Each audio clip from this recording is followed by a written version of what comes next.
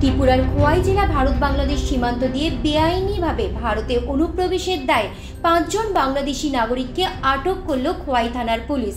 খোয়াই বাইজালবাড়ি ফাঁড়ির থানার OC Ripon which এর কাছে গোপন খবর আসে খোয়াই আশারামবাড়ি ভারত বাংলাদেশ সীমান্ত দিয়ে বেআইনিভাবে 5 জন বাংলাদেশি নাগরিক ভারতে প্রবেশ করে একটি গাড়ি ভাড়া করে ত্রিপুরা সিপাহীজলা জেলা সোনামুড়ার উদ্দেশ্যে যাচ্ছে।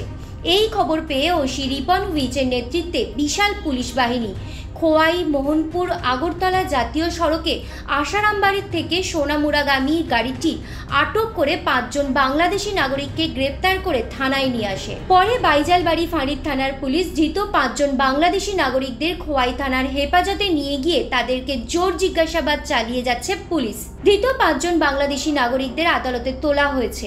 ধৃত 5 জন বাংলাদেশির নাম হলো লিটন দাস, পঙ্কজ সরকার, নিকুল সরকার, রূপন দাস। তাদের প্রত্যেকের বাড়ি বাংলাদেশের সুনামগঞ্জ ও নেত্রকোনা জেলার বিভিন্ন এলাকায়। তাদের কাছ থেকে বাংলাদেশি মুদ্রার কিছু নগদ অর্থ উদ্ধার করেছে পুলিশ। আমার কাছে একটা গোপন খবর আছিল যে আশ্রামবাড়ির দিক থেকে 5 জন বাংলাদেশি আগরতলা দিক দিয়ে রওনা দিতেছে।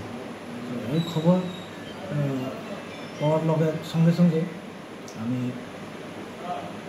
অঞ্জিতি নাকাতে আছি। নাকাতে গাড়ি তারে স্টপ করছি। ত্রিপুরা থেকে বিক্রম কর্মকারের report, U Bangla TV. U Bangla TV, হৃদয় ছুঁয়ে যায়।